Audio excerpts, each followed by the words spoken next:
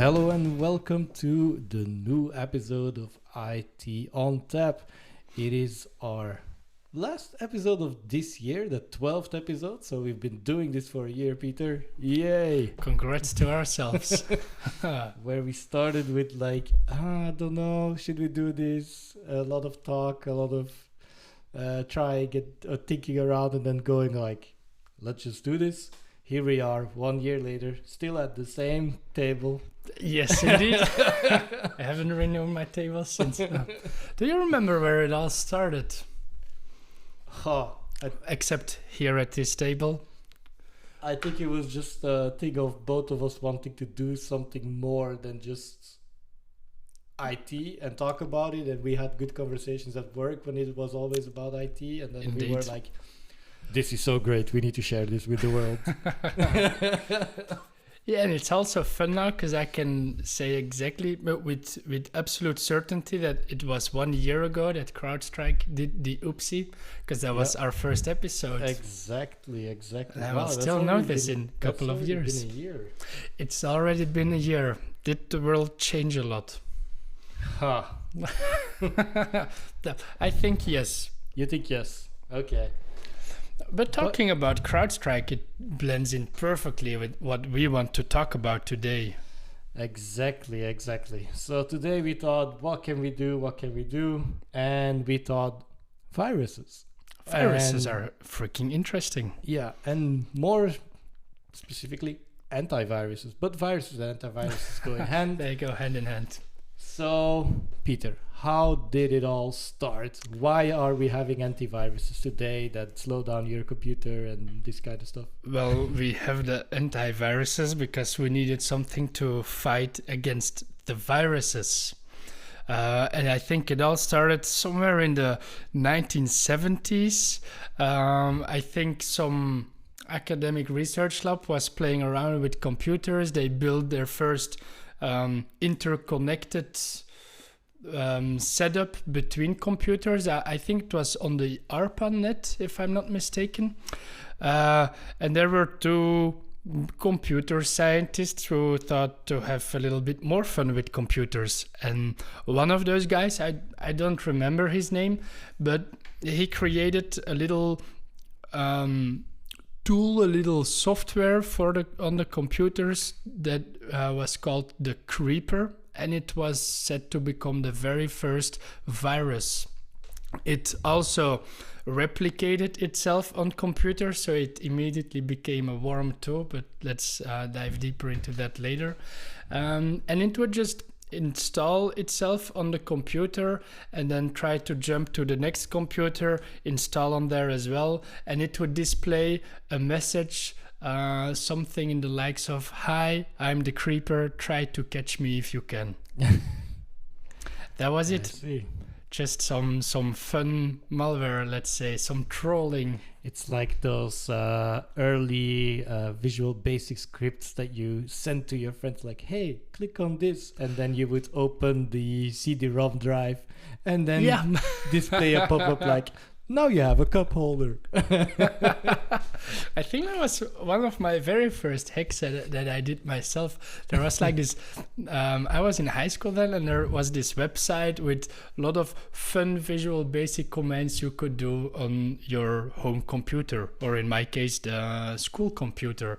And indeed, there was a tool to open and close your CD-ROM driver, but you could also show like a message box that you could not delete. Mm-hmm. You needed to open the task manager and kill the task to be able to delete it.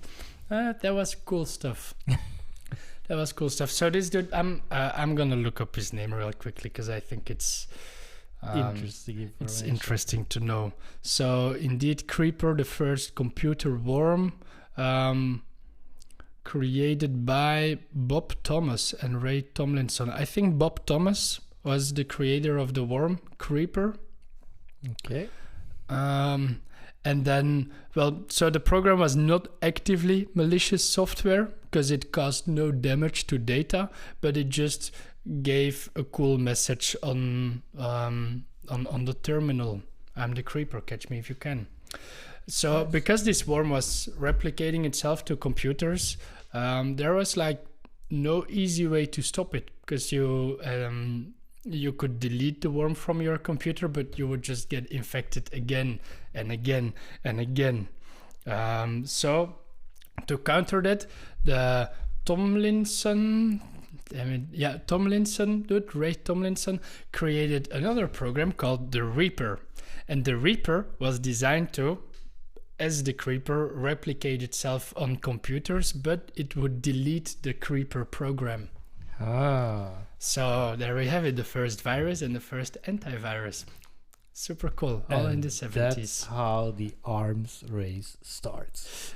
Indeed, because then you could, maybe the damn it, I'm bad with names today. The Bob Thomas dude could have changed the signature of the Creeper virus and give it the upper hand of Reaper. Maybe even go next level and delete Reaper from its systems as well. So, indeed, as you said, the arms race started back there. So now, arms race is started, and you already alluded to it, like the antivirus thing, it's always trying to be one step ahead. It's actually basically the one of the most long-going dick measuring contests in IT, I guess. I like that. Yes, indeed. I can do it better than you do, and we will get you here, and then you need to catch up. So that's how it started. Cool. How are we going then? Where are we going then? So we're in the 70s now. Creeper, Reaper. Yeah, I see I wrote down brain virus, which should mean something, but I'm drawing a blank here. So do you remember anything about the brain virus, or should I look it up? No, I think you are definitely infected with the brain virus today, because Pieter made these really, really nice notes, but yeah, bear in mind there is a 3-week gap between the notes and the podcast. The way I see it here, it's a virus from January 1986, so that's 15 years after Creeper and Reaper. It is considered to be the first computer virus for the IBM personal computer and compatibles. So maybe the first virus that was out there infecting personal computers and not only in academic institutions. I see. And what did this brain virus do, Pieter? Well, the brain affects the PC by replacing the boot sector of a floppy disk with a copy of the virus. The real boot sector then was moved to another sector and marked as bad. So it would result in a non-bootable floppy disk, which is actually cool. That's already a sort of DOS attack. Yeah, and I guess in that time, or at least how I remember floppy disks, but of course I was not around when IBM personal computers were. Oh, you're not that old? Not that old, no. I still remember floppy disks. I remember having this game that I booted from the floppy disk, and it would annoy me very, very much because I would get like to, I don't know, level 5, but then every time I wanted to play it again, because it's on a floppy disk and it has no storage, you need to start over. Damn. So did you ever finish the game? No. But I can imagine that it would be very frustrating if you're having this floppy disk and then you cannot boot it anymore. Yeah, they're just rendered useless. Yes. And maybe for the less technical people, a DOS attack means denial of service, and it just, well, as the name says it makes sure that the floppy disks or any disk is just not usable anymore. It denies you of the service. It denies you of the service you want to use, and in this case it's the floppy disk, but it can also be in more modern terms. DDoS is mainly used for internet saturation attacks, so where they flood your internet line with bogus connections, so you don't have any space to go to. It's basically like the highway, and they cause a traffic jam, so you cannot get through. Exactly. Yeah, not true. And like there is a a very important distinction between the DOS attack and the DDoS, because you mentioned DDoS.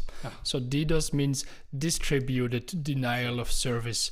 And to continue with your analogy with the highway and traffic jams, a DDoS would be that you instruct 1,000 or 100 people to go there with their car and just stand still, and then no one could move anymore. Where a DOS attack is just a simple denial of service attack. It's not distributed. It doesn't take multiple attack sources. It just roadworks. Or I don't know, dropping a helicopter on the road so that no one can pass anymore. But it's one source of attack that creates the denial of service. And for a DDoS, you would already need like a network of zombies that you have under your control to execute the attack. I see. We're getting somewhere now. Zombies. Mm-hmm. Okay. Not the zombies from Call of Duty Black Ops. But then, so we're getting more viruses out here. What do we need? Who is gonna come to our aid? Well, there was a dude called John McAfee from the famous program McAfee. Yeah. We all know it. Yes. He's, as I believe, one of the first to create a generic antivirus program or software that would do some signature-based detection. What do I mean with that? Every file that is being downloaded on a computer has a certain fingerprint, a certain hash. And what John did was he just collected all the known viruses, or as I like to call them, malwares, malicious software created for malicious purposes. Yes.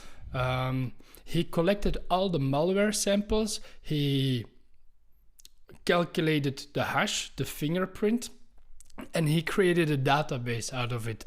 And then if you would install his antivirus software on your laptop, it would have this database of known malwares present on the device. And whenever a file is downloaded, then the fingerprint, the hash, is checked against the database. And if a known bad is found, the file gets yeeted from the system. Yeah, to give a little bit more context there, like some viruses, some programs or malicious malware hide themselves looking as a legitimate program. So it could be you're downloading some PDF reader and it looks completely like the Adobe reader that we all know. You're downloading it, it's installing, but it's actually not. There is a change in the signature, and you could basically represent it as someone is faking your signature. It's a little bit different. It looks the same. Nobody would really see if they don't pay attention, but it's fake. So are you saying me that those free versions of Adobe on the internet are malicious? Damn. Not all of them. Adobe Reader has a free version which is completely okay to download. Yeah, I meant the free premium version. No, they're definitely fake. I wonder where you get that the idea of using this as example. There is something with PDF tools and security and system engineering and some kind of fights. Yeah, not related to work at all. Nope. Well, quick sidetrack. Did you read about the what's it called again? The service WeTransfer? Yes. Service. They have it included now in their terms of service that they will scan and train their AI with each file you upload. Yes, that was a big thing. Oh, nice. I jumped out of my chair seeing this and I said to myself, I saw this coming. This is why we don't allow it. This is why you never use free services. But sidetrack. So we're Proton free? Proton is free, but they have this freemium model, which they give to the broad public to gain fame and a name and to gain traction, and then they offer a premium package with a little bit more features for the people who want to support Proton, because like as I already said, nothing is free, and if you don't pay it, you pay with your data. Well, Proton allows you to pay with your money. Thank you, Proton. Now we should really get sponsors from Proton. But so we read John McAfee's database about malwares, right? Yes. So at this point, malware is becoming like a normal thing. It's becoming part of the information technology space. People are just writing viruses. And for what reason? Well, what's the purpose of it? Well, back in the day, it was just fun. It was just, look what I can do with computers. Look, yes. I can look through your camera. I don't even know if there was a camera already back then, but they could do cool stuff. And it was all just for fun and giggles, let's say. But then the game changed at some point. And as humans evolve, viruses evolve as well, and the intent to use these viruses evolved with them. Yeah, I think when you look at like that, well, I think the most generally known hackers collective till this day is Anonymous. Yeah, probably the most well-known group. It's just because of the mask and the visual. Oh yeah. That people know it. Also because the mask gets used in a lot of different series. V for Vendetta and these kind of things. V for Vendetta, Mr. Robot also has like a similar mask. So it's pretty wide known. The thing is that, well, not anymore, because there is a lot of history and a lot of bad blood and separations, and I would say that Anonymous is not the Anonymous that started from the beginning, but they were more political based. They were putting them against injustice for political sides, and then they go after defacing government sites, taking action, but to things that they think is unjust. Mm-hmm. In that sense, the game changed. They're using their computer skills to spread awareness in a way. Like, hey, what you're doing, we're not okay with it. Here we will block you. Which is more a political actor maybe, or activist way of seeing it. Hacktivism, it's called. Yeah, that's what Anonymous does a lot. But then, because you talk about Anonymous like it's a defined group, but do you actually know who Anonymous is? No. It's just a collective that everyone can join, actually. You just say that you're with Anonymous, and I mean, there isn't like a real leader anymore, as far as I understood it. That is the whole thing about these hacker collectives, that they are trying to stay in the shadows and they are trying to stay hidden. That's also why I said the Anonymous that is existing now is not the Anonymous anymore. No. It's a cool. It's a gateway to some deeper, more notorious gangs. I like Lulsec and these kind of stuff. Yeah, but these are already a little bit more of a sidetrack. These kind of stories. Maybe there are stories that we can get into, like Silk Road, and then maybe in one other episode we can go into more of these kind of things. But for now, the only thing I wanted to make with it is that the motivations of the hackers changed. Yeah. And I think those motivators are really important to also look into, because it will show how the game is changing throughout the years. True. Where it started for fun, now all of a sudden it's more of a fame thing, like I think we're way past fame right now at this moment, but after fun becomes fame. Yeah, so a lot of people were having fun with viruses, having fun with creating these types of stuff, and then they went online with it. They joined forums where a lot of let's call them hackers came together, showing off what they could do, what they did. And this is where fame came into play, because the better your malware was, the greater your fame became out of it. One of the greatest movies, don't look at it as a movie movie? that Mhm. would be like, this is how hackers go. But one of the best movies I feel like that show this is Hackers. I think it's a movie from '95 with Angelina Jolie. I think it's earlier than 95. But let's see. See, Hackers this movie. is the hacker mindset. Already, like, no, you're wrong. I think it's this. And you're very right. It's 95. I I will never know. doubt you again. I know. So yeah, if you want to see the evolution to how it is like more fame and a bragging right kind of thing, even for the guy protecting the systems, it's also really the fame and the I am the best kind of mentality. Really, really good movie. Really, put it on your list. Watch it.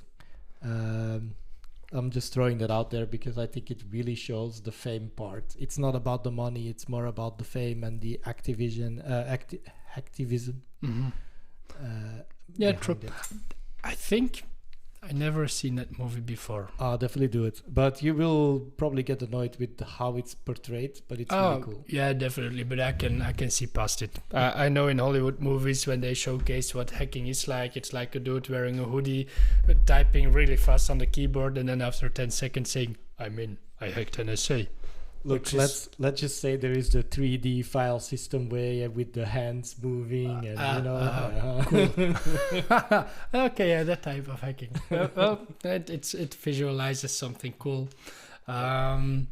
So yeah, no, indeed, fame became really important, and you just wanted to have the coolest malware, the most effective ones, the new 0 days that you found in software. You would just drop them at these forums, showcase it to all the other hackers, and that way you could become like the best hacker of all of them if you had the coolest 0 day. It's all about the street cred. Yeah, it really was. And it would still be for the street cred if we as defenders didn't evolve with them.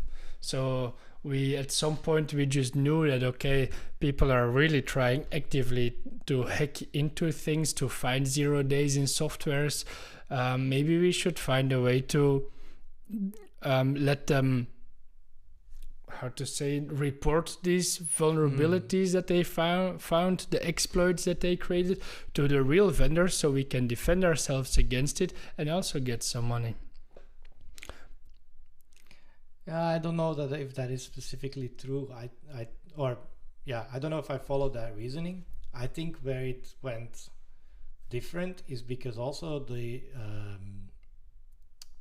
society evolved. We were buying into the computer thing more. We were for sure we're relying on it way more. Running way more things with computers.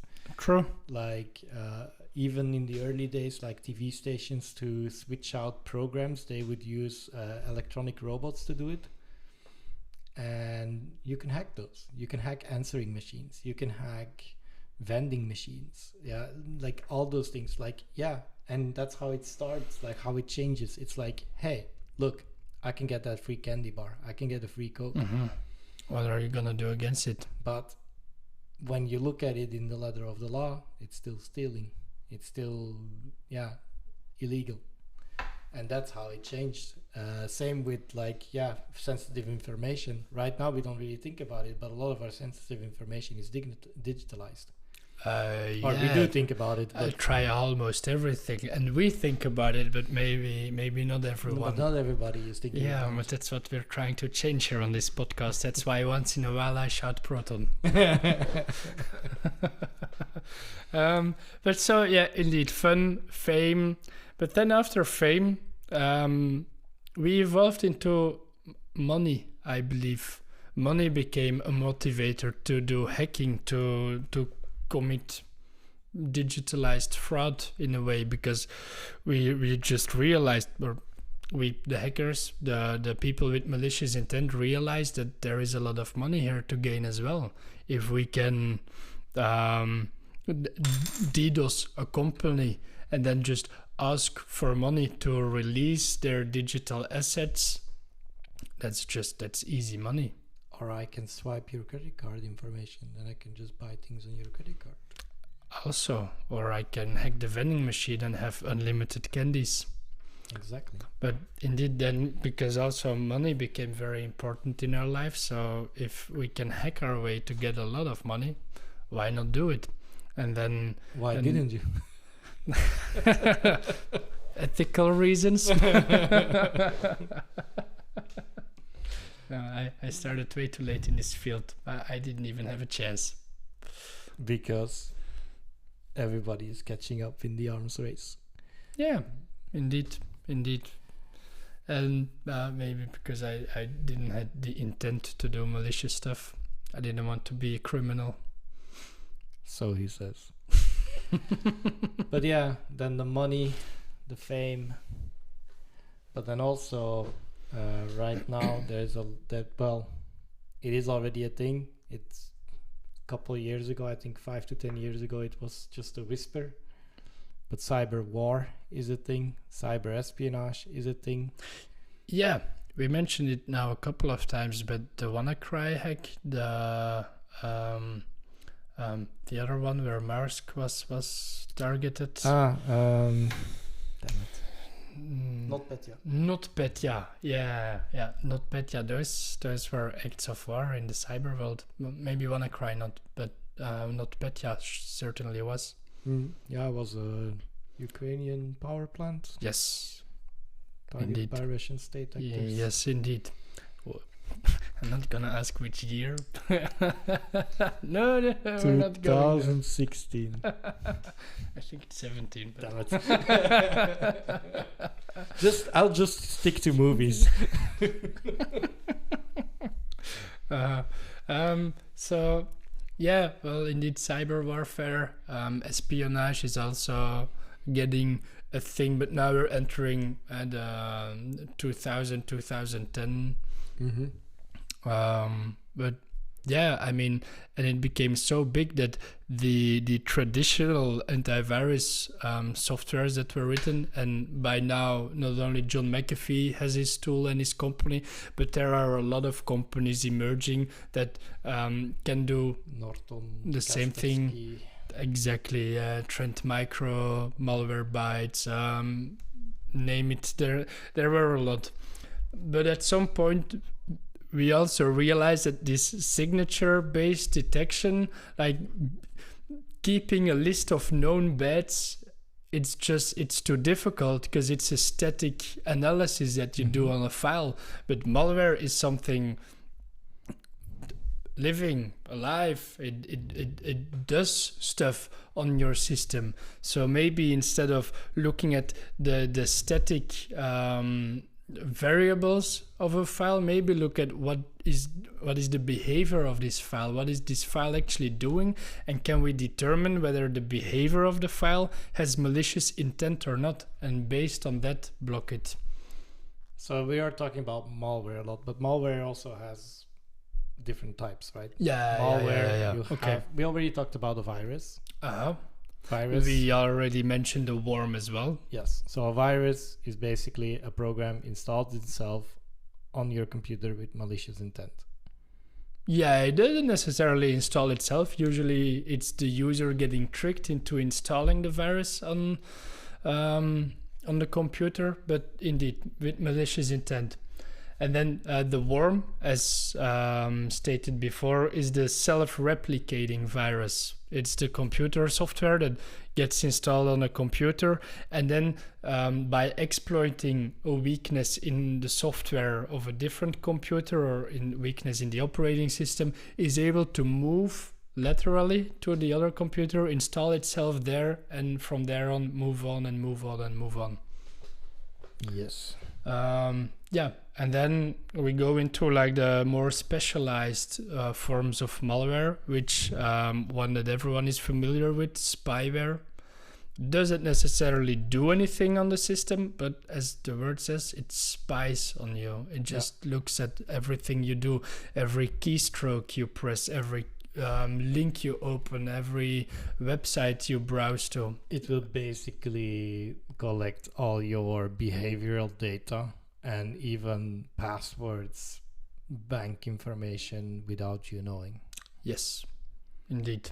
Which is very bad, by the way. You don't want that. Something else? A Trojan? What is a Trojan? What is a Trojan? Ever heard of the Trojan horse of... No, please. No. The Trojan horse of Troy. Please, give me a history lesson. Damn. And don't. So you had two different groups of people fighting each other. I don't want to go into detail. Okay, I'm so scared of saying it wrong. Basically, it's Helena of Troy. She got involved with another guy, ran away with him, and the king that was the real history lesson. Marrying her wanted to get her back, and then they devised a plan to gift a big wooden horse filled with soldiers that they just rode in through the gates because they thought it was a gift after like they had some war, like a surrendering gift. And then at night the soldiers came out and opened the gates so the troops could take the city of Troy. Yeah, voila, that was it. And how translate this into computer terms? Well, you gave the example before already with the cracked Adobe software and the free premium that you could download for free on the internet, which indeed holds the real software of Adobe, but also attached to it somewhere in a hidden way installs another piece of software in your computer, which gives the attacker or the hacker complete access to your computer. Yes. So voila, that's super cool. And then I'm sure there are a lot of other different forms of malware, but I think the most interesting one and the most scary one that everyone knows now and that all companies are afraid of, ransomware. Yes. And the name says itself. If you divide it, you have the ransom and you have the ware of software. Ransom comes from asking for a ransom back in the days when you kidnapped, I don't know, a kid of someone or a pet of someone, and you wanted money in return to give back what you stole from them. This is what ransomware does. It steals your data, asks for money back, and then gives you back the data. And this is what cripples companies nowadays. Oh, for sure. Like we've seen many messages about medical hospitals going down with ransomware. And yeah, the thing is, you need to pay, and then they will give you the encryption key, and you can go. Now the real question: do you pay? That's a really, really good one, huh? Like if the example is the hospital. And then you have a lot of ethical questions to answer. Like there is patients potentially dying because you don't have access to your computer files or cannot use your equipment properly. Do you pay? I think the answer there is yes. In that case, yes, but I would also fire my IT department for not having backups. Oh, for sure. But in all other cases, when human lives are not connected to your company being down, I would never pay. Because what happens when you pay is you are supporting a criminal business. You just don't do it, rather build it again from scratch. But by paying these attackers, you just give them means to do some more research and development for their attacking kits, gain more knowledge, gain more experience, and they go and attack the next company. Just don't pay. Pieter Never doesn't negotiate with terrorists. No, well, you can negotiate just to troll them.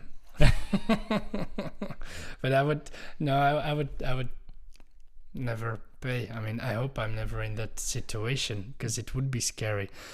But well, if we talk about ransomware, one of the good things and one of the most important things to have in place outside of antivirus and a good layer defense system is a good DR or a good DR strategy, which we talk about, I think, in episode 6 with Steve Dalby, we have some examples. Was that of, 6? Yeah. Yeah, I think it is. With Steve Dalby. Yeah, so indeed. we have already touched on that topic.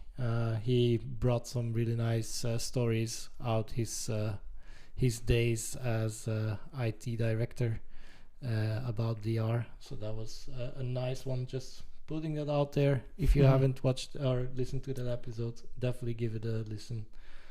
But yeah, ransomware. So it takes your data, encrypts it, you pay, or you put it back your backups.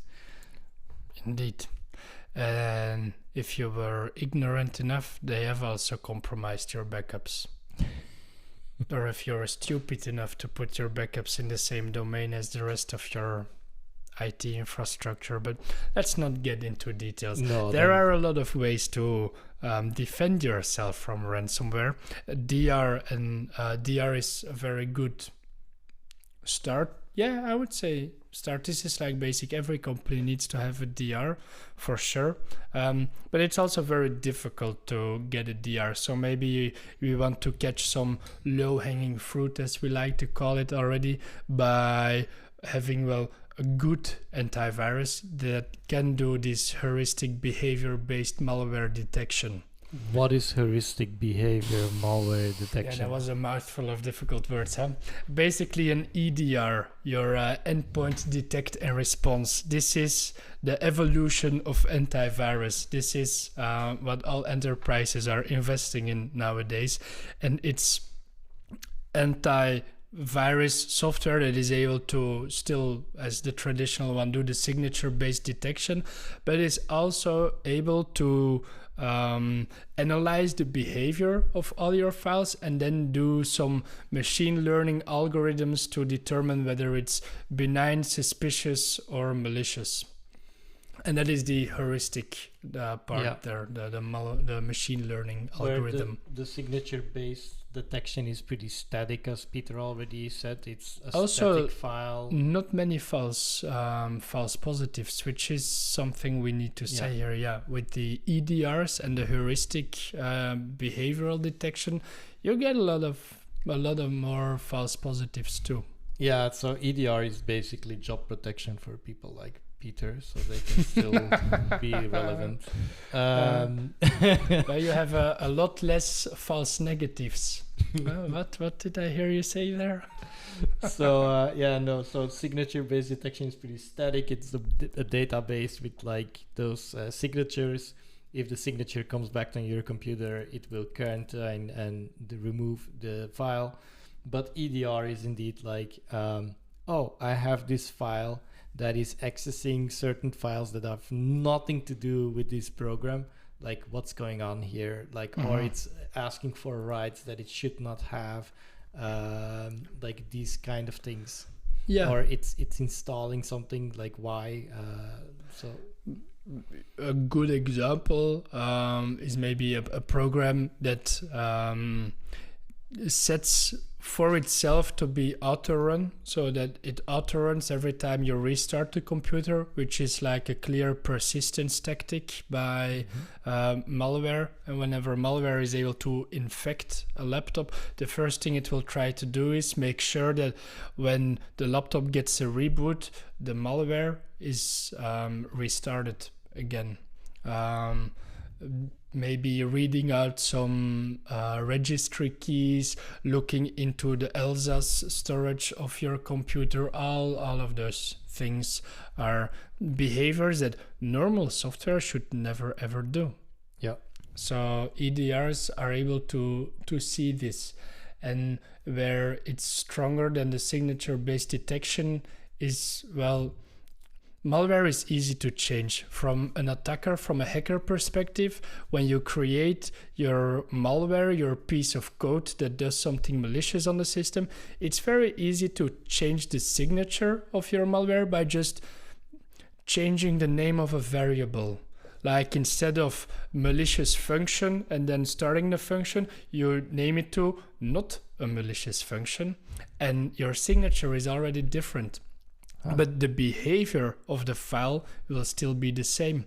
And just as humans have a very difficult time changing behavior, malware is the same. So This is where EDR is a stronger defense against it. Yeah, and to give an analogy there, like to regular viruses, we all know flu.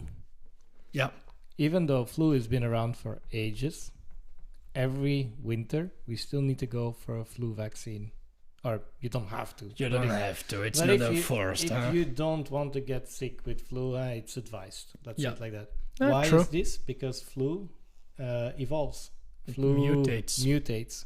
And there are even viruses now that are self-mutating to not get caught by antiviruses. Yeah, exactly. Indeed. So they rewrite their own code on the fly to change their signature to not get caught. That's super cool. Where heuristic EDR or an EDR comes into play, because as Pieter said, they might change the signature, but they will not change the behavior. They will still try to do the same kind of things. Exactly.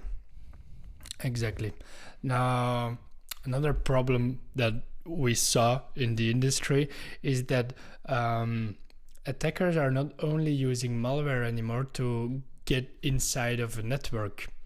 We all heard the phrase that attackers don't break in anymore, they just log in. That's one way of gaining access to a company. But then also once inside a company's network, they don't always deploy malware anymore. They can just use built-in tools to move laterally and to gain the keys to the kingdom.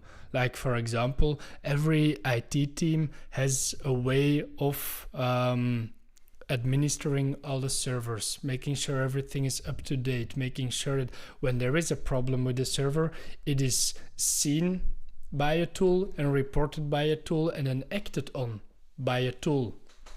All operated by a human, of course, but there is always a tool being able to do all those things.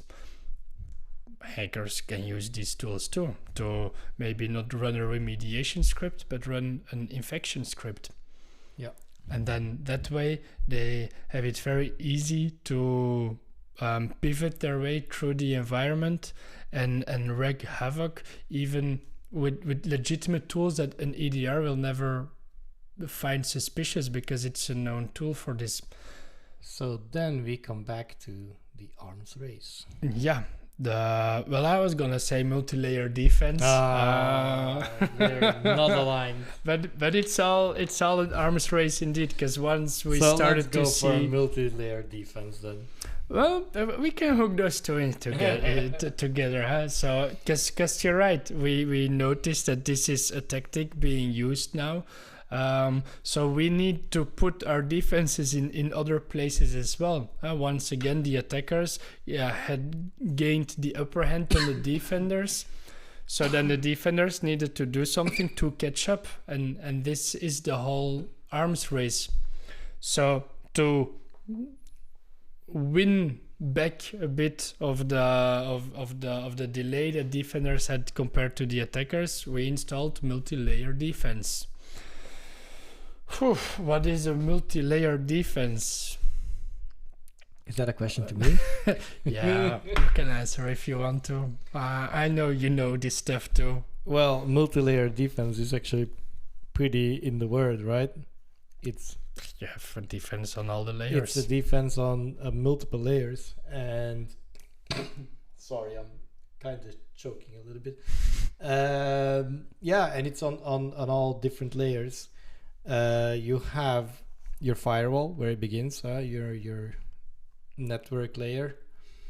Indeed. You can go up to your software layer where you have different tools, like your EDR will be there, like your application layer. Even your data center physical security is part of that multi-layer defense. Thank you. Because if you have a data center, let me say it differently, because a data center is most of the time pretty known to have a good physical security. But if you host your servers, if you're a smaller company and you host your servers in the basement, and there is just like a door that's always unlocked and people can just go there, it's not really safe. Because I can walk into the front door, I can say like, I'm Johnny the cleaner. I needed to come and clean up a mess here. You walk around with the mop in your hand, and you can just enter any place. You know how easy it is if you just have a fluorescent jacket, put it on, and walk into a building that you can get to most of the things because they think you're a worker. It's one of the studies that's been done. So indeed, but and I like a ladder, a ladder does a lot too. Yeah. But indeed, it starts with physical security. Like if we say multi-layer defense, something in the back of my mind always screams OZ layers. Yes, so you go through all the layers, and on every layer you want to have some sort of protection, and it all starts with the physical layer. Yes, that's also why I went to physical when I went to firewall. Yeah, exactly. Because your firewall operates more on layer 3, right? The layer 4, and nowadays also layer 7. But let's be honest, the firewall doesn't do a whole lot on layer 7. I still call it, and a lot of ITers hate me for it, but I still call it a next-gen router. It does routing on a way deeper level. But if you really want your defensive capabilities like we did with EDRs and the heuristic scanning, you want different tools, and you want to go into the SASE ecosystem. The SASE. We already discussed SASE in it. episode 5, Zero Trust. That was everything was in there, but damn right, it's coming around, huh? And then one of the layers that is not mentioned in the OZ layer is layer 8, our end users. You want to give awareness training. You want to tell them. You want to tell them, look, this is phishing. This is the most used attack vector still nowadays. This is the initial factor in how threat actors mainly gain access to an environment.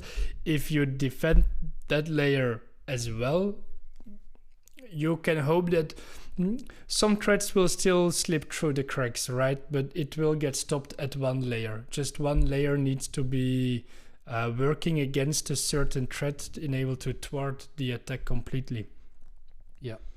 That's one way to look at it. Some also say that the defensive side is way more difficult than the offensive side, because you need to stop all the attacks, and an attacker only needs to succeed once. Yeah.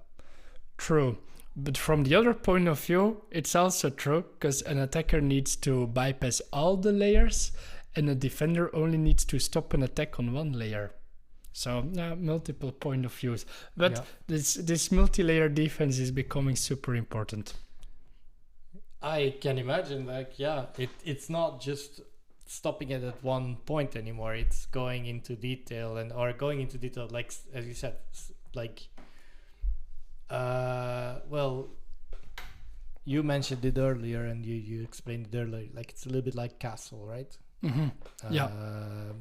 One of in the medieval times, when they would put up a castle, one would be a strategic location, because you need to be able to view a lot, you need to be able to view in the distance. Like, they're not gonna put a castle in a location that doesn't make sense strategically. Indeed. Then they would have the bridges with like the water around, so they could pull it up. Yes. Maybe have some crocodiles in there, So people cannot enter your castle from everywhere, but there is like one main entrance, and that's it. And maybe one hidden exit that no one knows about, because you want a safe exit for yourself if you're the king. But that one entrance is important, to because visit the mistresses. I was not gonna say that in here, but it was probably used for that. Huh? But and then the one entrance, because you can monitor and defend that one entrance super well, while just having high walls around the castle and other places. And then I don't need a lot of forces guarding the high walls. It doesn't matter so much anymore. Let's put all the defense in the main entrance. And then even it goes beyond that, because once you enter the castle, you have like the common ground where everyone is, but the chambers are a bit defended. You maybe have the Great Hall, which is publicly available once you enter the castle, but like the king's bedroom never will be. Yeah, there's so you could see it in most medieval towns still, and here in Belgium we have quite a lot. You used to have the outer ring of the town, and then the more you moved inside, like to the bigger squares, they would also be defended differently. That's how it was more structured. It moved to this central location, and then the outside, it was the walls that you needed to pass through multiple layers of walls. But then the outside might be the farmlands, or the farmers' houses, like, and then it became more important, quote unquote, because everybody is important. But oh, equality, nice. Indeed, nice comparison. Okay, multi-layer defense, castle analogy. Thinking of castles, I'm getting thirsty. Are you getting thirsty, Nick? I am. How getting far are thirsty. we in the podcast now? Good 50 minutes. 15. 50. Wow. Okay, we need beer, Nick. Yes. We need beer, and we need it quick. I'll go grab the beer. I propose you Introduce it. Yes. Then you need to go grab it, because I picked it pretty last minute, so I'm not super prepared. It's a blonde beer, I know that one much, 4%. This is all just out of my head. It's a really nice bottle, like a sort aluminium bottle with a lion on top. It's not just blonde beer, but it's beer called Blondie as well. Yes. Special Blondie. Special Blondie Belgium craft From beer from Brasserie Brasserie Lyon. Lyon, or Lion. Lion. That's why the lion. In this bottle, you'll find personality, uniqueness, intensity, excitement, dedication, maturity, and a touch of wisdom. Wow. This beer is special, like you are. Born to challenge. Okay, that's cool. That is pretty nice. It's a bio-organic beer. As I said, 4%. Nivelle. From Nivelle, indeed. And it's a Belgian blonde lager. It explodes too. Nice. That was a really, really nice one. It's a beer launched in 2022, and it's perfect for a sunny day. Gentle bitterness, subtle spice notes, and a refreshing lager. Well, let's hope this beer brings back the sun then, huh? Yes, we are not very much in. It's the Lion 4 Special Blonde. You also have the Lion 8 Special Like I Am Blonde, which is an 8% one, so a little bit stronger. Has a different type of flavor, more exotic fruit flavors, but that is maybe a beer for another time. This beer only has 51 check-ins on Untapped. This is like super rare. So what do they say? It's an easy drinking, refreshing blonde. So if you want like just an easy beer to drink, go for the Lion 4. If you want something more aromatic with more exotic fruit and higher in alcohol, you take the Lion 8, a little bit more bold, a little bit more body. And that's... It's a very light beer, huh? Only 4%? Only 4%. I thought, let's do a light one today. You're just back from holidays. Exactly. You had a long journey, I get it. I had a really, really long journey. Cheers. Cheers. And welcome back, by the way.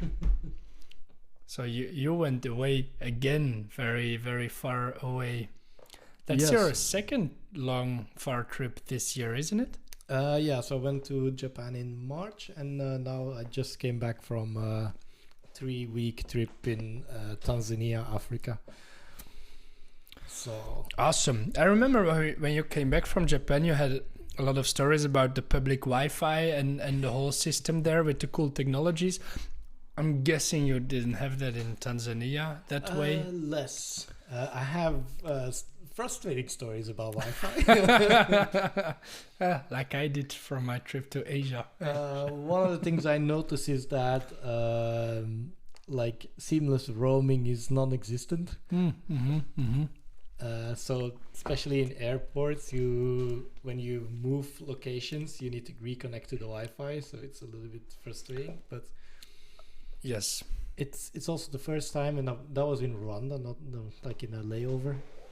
They were talking about enjoy the really fast speeds until 500 megabytes per second, and I'm like, wait, but this is an airport. You have to have more than 500 megabytes per second. Maybe they guarantee 500 megabytes per person. And also, I'm pretty sure they meant megabits. Megabits. Because we don't... That's my mistake. They did. Okay, I was gonna portray it as their mistake, but if you want to take the blame, take the blame. But I can tell you it was definitely not 500 per person. Oh, yeah. Well, depends on how many persons were there, maybe. A lot, because flights were difficult. So the beer is...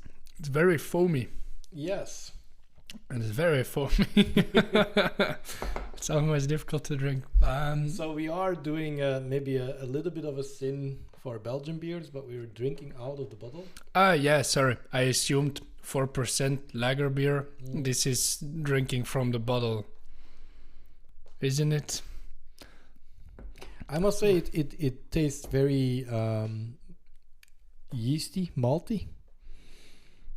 So yeah, I can feel the bitterness and the spice they are talking about. Like,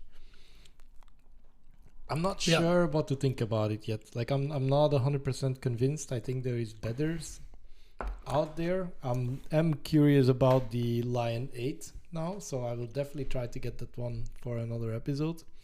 Do you have the one at home? The Lion 8? No, I need to go and get it. No, we'll get it. Yeah, I'm also not sure about the beer. I don't think I would buy it again if I saw it in a bar, but I also don't want to talk bad about Belgian breweries, so we'll leave it in the middle. I'll give it some more time to digest, to get used to it. That seems a good idea. Maybe some more sips will make it better. Yeah, and in the meantime we can continue, huh? Yeah, let's go back to the topic, right? So, arms race. It is an arms race, right? And there is always, when you talk about hackers and defenders, I don't know how else to say it. Yeah. I always think about, I think, well, we're all techie guys. Everything comes back to like video games and this kind of stuff. Like, it's all really tightly connected. Uh-huh. And one of the things that is a term is capture the flag. Uh-huh. And if you think about capture the flag, I think it's was it the Half-Life mod? I don't remember. But it's always the red team versus the blue team. No, it's Unreal Tournament. Sorry, Unreal Tournament. I know Unreal Engine, but Unreal Tournament, never played it. No? Okay. No, I don't think so. Unreal Tournament is... will it be the 90s? Yeah, it will be. See, that's why I never played it. You will definitely... Oh, but I was not very old in the 90s. There's also 2000 versions of it. But I think I think the first one, and I'm going to look it up just to not spot any... 1999. So it is the first. It runs on the Unreal Engine because obviously. What games are not? Yeah, but no, I think actually this is like the first game developed on the Unreal Engine. Oh, cool. Okay, that's nice. I will not say that it's like that or not, but Unreal 99 had captured the flag and the teams were red and blue, and I cool. think that also kind of, or it feels like that is something that it might be. It might be, yeah. But I like the terms red and blue, and indeed, it's always an arms race between those teams, and it always has been, and it always will. So take a guess. Who's red? Who's blue? in here? No. And who's the winner? Maybe most important question of all. I think that will be an answer we cannot provide. Let me tell you what I can provide here. I believe, from my point of view, this is purely my opinion, I believe that red only exists to support blue. Because in the end, what are red teams doing? They are simulating real threat actors trying to find weaknesses in your environment in order to remediate them and make your place a safer place. And that's why blue will always win in that fight. But then I'm talking about red teams and not threat actors or nation states, maybe. Yeah, so red team and blue team, it's more of a contained competitive environment is not the right word. The more... Well, it is a bit competitive. And that makes it progress as well. Because the red team wants to build these new tools, these new features. They want to find these new techniques in or ways to evade detections by the blue team. And then the blue team needs to catch up. Yeah, like maybe we should explain a little bit more what red teaming and blue or where this exercise come to. It's capture the flag. Yeah, and I'm thinking, have we never mentioned red and blue teams on the podcast before? We definitely did, but it's capture the flag. As I said, Unreal Tournament, but probably other games have it as well. Okay. You need to capture an objective. And this objective, in this sense, can be a server, a certain piece of information on a server. Usually, a red team, like one of the popular objectives they are given is try to reach the mailbox of the CEO and send an email from there, because this shows impact to the business. Like, look, we were hacked by a team of ethical hackers, and look, they reached your email, Mr. CEO, and they sent a mail out of it. Don't you want to defend ourselves? Yeah, but this can that's the objective. This can also be in simulative environments, more competitive environments, in a CTF exercise where you have a simulated environment or a copy of your environment, where you say, indeed, hey, red team, go and compromise our CEO's mailbox, and then the blue team, who are the defenders in this case, will use their tools to monitor, will take action if they see things of the red team to lock them out, or put an extra lock on the door, to make it more difficult. And it will evolve, and it's like an exercise like that. I think a very good analogy here is like you have a house, an empty house somewhere, or a replica of a known house, and you just ask a person, you assign a person to try to break in, and then you assign another person to be the guard of the house or the policeman, let's say, and they just fight against each other. Red would be the burglar, the person trying to break in, and blue would be the police guy. Yeah. That's basically it. And then it's that practice exercise, but it can also just be a pen test, which will be your red teamers going to work. Yeah. Most of the times a pen test doesn't really care about evasive techniques, bypassing or evading detections, bypassing defensive capabilities. It just wants to break in, break a window and just bulldozer the house, and it doesn't care about being detected by the policeman. Whereas a red team, it needs to reach the objective, but it also cannot get caught. It's like playing a video game on the level hard instead of the level easy. It's playing Hitman with the 100% stealth. Yes, exactly. That's exactly it. The video game references are right. But yeah, and I think we already discussed this topic in different episodes as well. But you want to have these penetration tests done. You have to you want to have these red teamings done against your company just as much as you want your software to be checked on vulnerabilities. I mean, the whole stack again goes hand in hand. It all clicks together. And I think that brings us again to the maturity part of security teams and of operations in enterprises in general. If you are very mature in your security, you do all these exercises, you have everything in place, every layer is defended and accounted for, and you just try to be on the top of your game. And then the question is, are you then unhackable? Are you then secure from the outer world? Are you now reaching the end goal in the cybersecurity game that we're playing? I think never. Exactly. There is this statement of like the most secure computer is a computer without internet. And to this day, it's still true. It is. And I don't even think it's true, because when you can get physical access to the device, you're also done. Okay. The unreachable computer then. Okay, computer on the top of the Mount If you take Everest. us on a technicality. Top of the Mount Everest. No internet. That could, but then what does this computer do? Because you have no physical access. Weather no data from the top of interconnected. the Mount Everest. I don't know. Sweet. You can also just put a non-digital thermometer there, and you also have the temperature. But yeah, no, exactly. You will never be unhackable. And then the question you need to ask yourself is, how much money do I want to put aside to defend the company as the best we can, but without like wasting too much resources and money on this cybersecurity thing?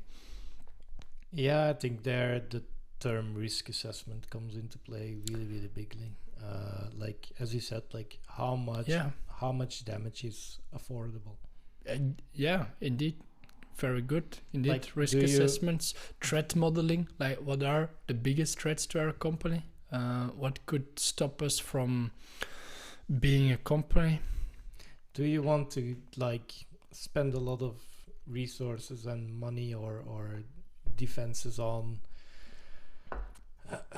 these mailbox that gets used for, I don't know, the flu shot? Let's go back to the flu shot. Registration of who needs a flu shot? Mm-hmm. Like if that mailbox gets hacked, is it high priority? Does it need all those resources? Does it need to have all that assessment done? Maybe yes, but maybe a bad example. Yeah, because I would say, well, maybe not that mailbox in particular, but there will be another mailbox in the same domain holding sensitive information, Exactly, and you just want your mails to be secured in general. But okay, let me do it differently then. Let's say if the account of someone that like really has very, very limited access to that one program that is not important to the operations of the company and has limited financial damage, it's not that important. Like if that accounts get hacked, like the security of that account doesn't need to be top notch. okay, yeah, I get it. So you still want that user to have a decent password, Of course. preferably with multi-factor authentication.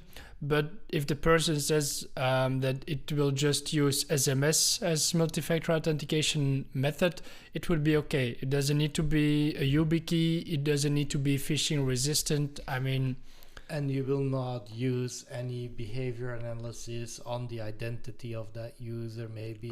Like also not true, because I would have the behavioral analysis on all users. Okay. You will not flag him as a VIP user in No, that. indeed. And this is, by the way, something that we do in our SIEM solutions as well. And now I realize we haven't talked about SIEM at all. now you will ask me what is a SIEM.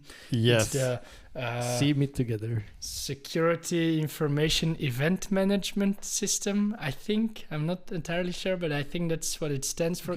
We need to stop with all our abbreviations. It's stupid. SIEM is the log collector, the log aggregator of all your security logs within the whole environment, preferably all the logs. And it just does nowadays, it does some behavioral analysis, like the heuristic behavioral detection that we had on the files on our system. Now we have the same kind of detections, analysis happening on identities in environments. And this all happens in the SIEM. And in the SIEM, well, you want every user entity, whether it's a service account, a shared mailbox, a normal user, a VIP user, an IT user, or your CEO.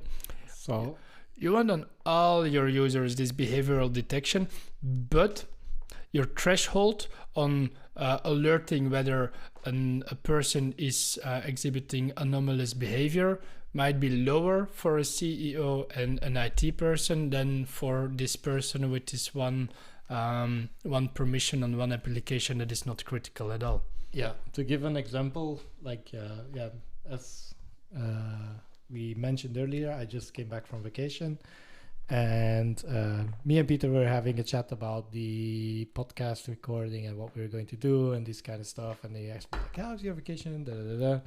And then I was like,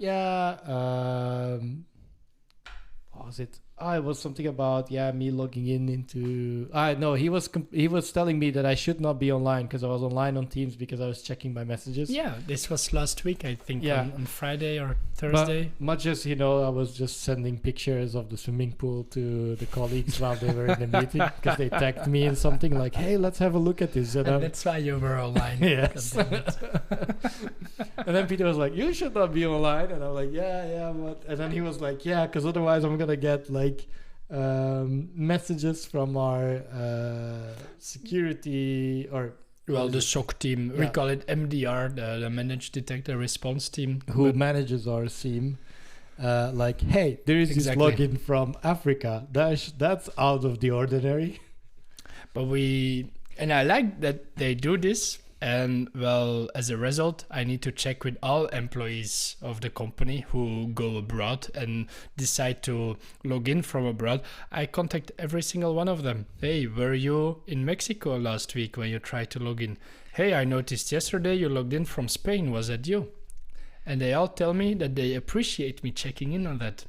And then you ask them, "How was your holiday?" I never do. I never do. See, so security only is not really sociable. But I'm always happy when I check them and they tell me, "Yes, indeed, I was on holidays. Thank you for checking in." Because if one day I ask, "Hey, did you log in from China yesterday?" and they will tell me, "Oh no, that's weird. I was home all day." Well, this is a red flag, and now we need to act on it fast. Yeah, and then to continue on the story, like I was joking with him, I was not joking. Like, yeah, it's Tour de France, but I can only watch it from the Belgium, Netherlands, Luxembourg region. So I'm using a VPN, Proton VPN, to get to a Netherlands VPN location so I can watch cycling, like I can watch the Tour de France, because otherwise I cannot watch it. But that was not on your company laptop. No, it was not on my company. That's a good thing. My company device, I only booted it up today, and it was super slow because it needed to get all its updates because it hasn't been on for 3 weeks. Well, you know what cannot be on for 3 weeks? This podcast. I think we're going over time again. We need to close down. I think we're going over time as well. I actually had another interesting question, which we will not be able to answer in this podcast, but what will the future bring? That was actually something I really wanted to touch upon. Just maybe we need to make a false promise again and tell the audience that we will put it in a blog post on the website. Well, the one making that false promise is also the one that will write that blog post. That's me, guys. That's me. But yeah, I will answer it for you. What will the future bring? AI, and it's already there. Yes, but indeed, it is already there, and it's there for the good and the bad. And the problem is, again, my opinion here, the good is using the good way of doing AI with all the regulations, with all the guardrails, with all the stuff this you cannot do. And the good one is already super limited because it needs to act ethically and morally, and all those things that we really like about it. But the bad guys, they don't give a single damn about it. So their AIs are completely, not on guardrails, and they have far more superior capabilities than the blue ones. And this is really alarming. And we haven't seen a really sophisticated attack from AI yet, but we will get there. We will. I think so too. But I think only future will tell. And I think, again, it's action reaction. So every action will have we will find a way back. Yeah. No, I'm sure of it. I'm not sure yet how. Because right now I can only see the red team winning here. Maybe by having the blue team share more online as well. Because the red teams go out online. They share their tools for fame, for money as well now, with all those FAS and RAS systems getting up there, which is phishing as a service, ransomware as a service. Maybe the blue team should also start acting more, sharing more, doing more. Maybe then we are able to do more, and AI will be able to do more. Here is again with openness, open source. Yeah, but a bit more nuanced, because I used to say that also the red team should share more and share everything, because this is how we progress. Well, maybe you shouldn't share that latest way of bypassing all the EDRs that there are out there. Maybe not every script kiddie needs to have the tools and the capabilities to bypass everything. Maybe you want to keep that for yourself. Then we come back to the CVE system, why that is so important. Yeah, and I'm a fan of CVEs, but what CVE is not is a POC sharing system. The CVEs, look, this is a vulnerability in the Microsoft email security stack, and we found a way to bypass all the protections in there and let obvious phishing emails land straight into the inbox, but it was fixed. And by the way, we will not tell you how we fixed it, or we will not tell you how we exploited it. But it is a way for researchers and red teamers to say, like, hey, I found this, and in a disclosed manner, it can be shared with the developer of the software, of the tool, of the... Yeah, no, exactly, and that I do believe in. But then not all the vendors are very active on responding there. Some vendors pay peanuts for really cool 0 days that if you take them to the black market, they will pay a lot more than peanuts for it. And then as the creator and the finder of this 0 day and of the exploit, if your motives, and now we're getting into the motives part again, are monetary, then you will choose for the black market and just sell it on there. Yeah, so in the end, I think it's a vicious circle that will keep on repeating. It's yin and yang. It's the arms race. It's the arms race. By the way, there is already a blog post on the website about arms race in cybersecurity. So yeah, guys, if you want to read that blog post written by Pieter, definitely go and check it out. itontap.tech. Yes, indeed. And then /blog. We have also all our episodes on there, and we also have some write-ups from Hack the Box, hacking platform that you can use to test your own skills on. Definitely check that one out as well if you're interested and a little bit more techie. Nice. And with that, I think we can finalize the episode. Note of self-promotion, we can close down the episode. Look at us promoting ourselves in our own podcast that we don't promote. It only took us 1 year. Huh? Yes. So until the next year now. 1 year in the books, and we will definitely have a big conversation about what to do for year 2. And we will be back next month with a new episode, the second year of IT on Tap. Let's go. I'm excited for it. Yeah, me too. And see you next time. Let's see. Thank you.